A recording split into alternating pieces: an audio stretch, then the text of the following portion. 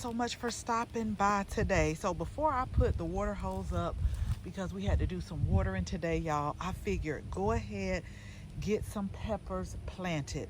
Now these peppers were an impulse buy. I've started peppers inside. We started planting peppers, but I was like, I don't think I planted any banana peppers. So that's what we're going to do today. I really like banana peppers. My family likes banana peppers. This is the sweet banana peppers, because if you all been following me for a while, I think the most I go as far as heat intensity is the jalapeno, and sometimes that can make my lips a little bit numb. But I pulled up the beets in this area. I flashed a picture, y'all. We roasted them. They were so good. They did have an earthy flavor, but you could taste the sweetness of them. And I definitely will be growing some more in the fall. But if you saw in the beginning, one thing that I do with my tomatoes and my peppers is I add some crushed or powdered eggshells all around the area. And I'm also going to add them in the planting hole. Now, the main thing I always tell you all is you want to build your soil. And we have been trying to build this soil. We're planting in ground. We're in Georgia, zone 8A. And this is really some Georgia red clay. So I've been using things like compost. I'm going to put a layer of compost on here. I've been using things like gypsum as well to kind of break up that clay soil, but I think this will be a really quick task because we're supposed to be getting some rain later on this week, and it's been an overcast. Sometimes the sun will come out, but I have 6. We're going to plant all 6 here. We still have our okra that we just planted. If you could see, like right in the middle, we just planted that. And before I finish up with this area, I am going to put some diatomaceous earth down around the okra, because if you watch our latest short, one of the things that I shared with you is, although you can grow plants, whether you start them from seed, whether you get transplants, when you put them in the ground, it's really important that you come out and check on them. At least for the next 5 to 7 days. Make sure that they are adapting well, so that if you see something wrong, you can go ahead and take care of them. Because to me, I feel like they're a little bit more vulnerable when they're smaller. So that's why I'm going to go ahead and I'm going to put diatomaceous earth around. We're going to get these banana peppers planted. And one thing I also share with you all as well is, when I start things like my tomatoes, my peppers, my cucumbers, I just like to go ahead and stake or put or go ahead and put like the tomato cage on them, just so I don't have to come back later and do it when they get bigger and possibly risk the chance of breaking some of the stems. So really quick, before we plant our sweet banana peppers, this is an area that we actually went live and I shared with you. And this is one of the areas that we've really been just trying to watch, just make sure. And I'm going to, while I'm over here in this same area, go ahead, we're going to put some diatomaceous earth down.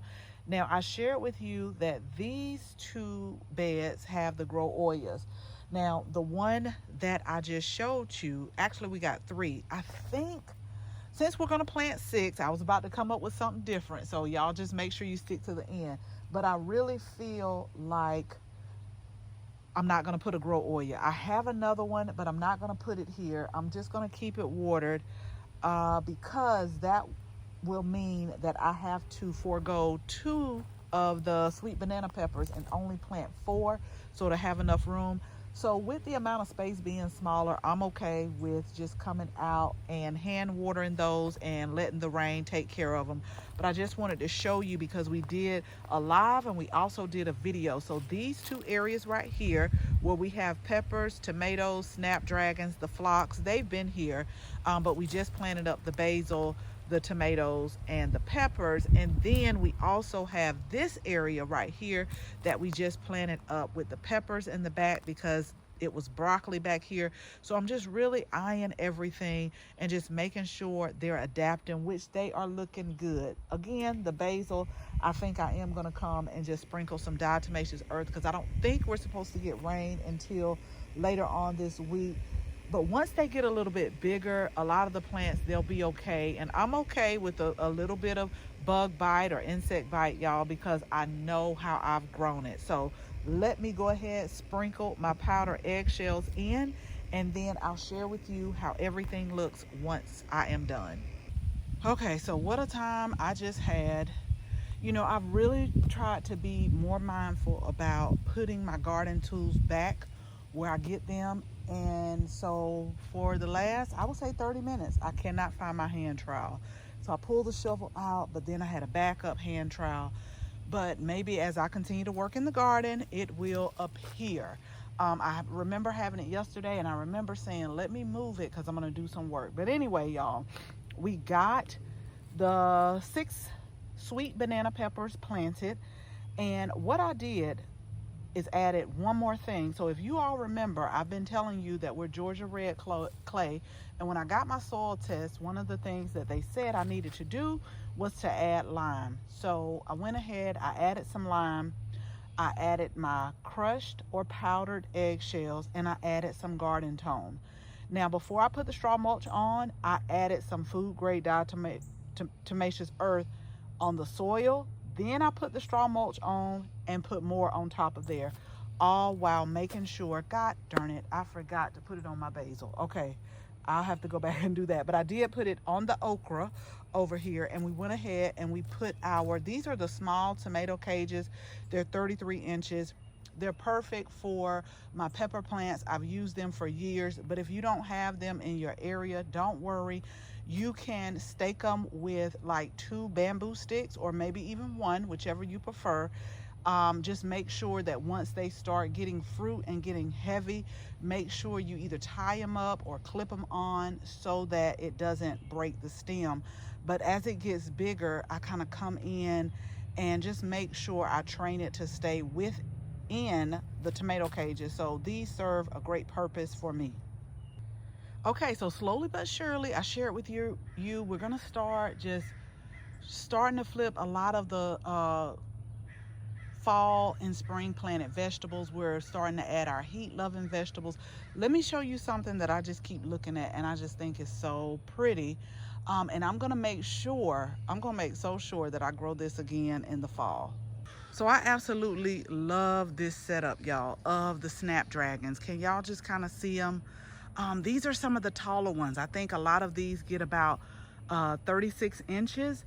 But what I did is I like to plant these in the fall, and they overwinter perfect. But when I cut my speedwell back, which are these right here, I still have the snapdragon entrance right here. But now that the speedwells are coming up, they're gonna be purple spikes. But every time I look over here, I'm like, this is a winning combination that you need to repeat like every single year. I think this was the mixed color, but this particular one that is over here, I think those are called like sunset, which I definitely want to repeat. But when I just look at all of the flower colors, y'all, this is why I do flowers, vegetables, herbs. It's to me, it's about not only being able to produce food that you can eat and that's healthy, but it's also about just seeing the array of colors. So I know this will be a repeat. You know how sometimes when you garden, you find what works, find what doesn't work, but I know that this will definitely, the snapdragons will be planted again in the middle in the raised beds.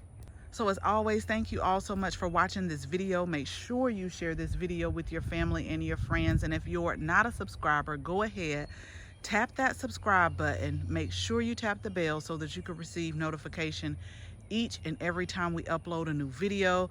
Again, thank you all so much for watching, and until the next video, bye bye.